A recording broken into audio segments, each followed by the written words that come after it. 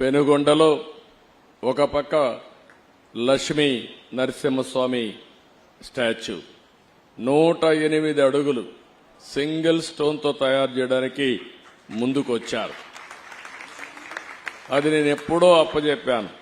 కానీ గడిచిన ప్రభుత్వం దానికి కూడా అడ్డుపడే పరిస్థితికి వచ్చారు. ఏ మంచి కార్యక్రమం ఉన్నా దాన్ని అడ్డుపడడం 5 ఏళ్లలో ఈ రాష్ట్రంలో జరిగింది. ఇంకా అలాంటి స్పీడ్ బ్రేకర్లు గాని విధ్వంసంగా ఉండదు.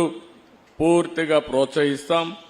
మంచి చేసే వాళ్ళందరికీ చిరునామాగా ఆంధ్రప్రదేశ్ ఉంటుందని, అలాంటి మంచి కార్యక్రమాలతో మీరు ముందుకు రావాలని మీరు కూడా అందరినీ ప్రజలను కోరుతున్నా. 5 కోట్ల పైన ఉన్నాం ఆంధ్రప్రదేశ్లో.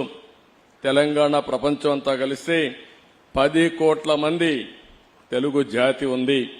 నా ఉద్దేశం ఒకటి, భారతీయులు బాగుండాలి, అందులో అగ్రస్థానంలో తెలుగు జాతి ఉండాలనేది నా ప్రగాఢమైన ఆకాంక్ష.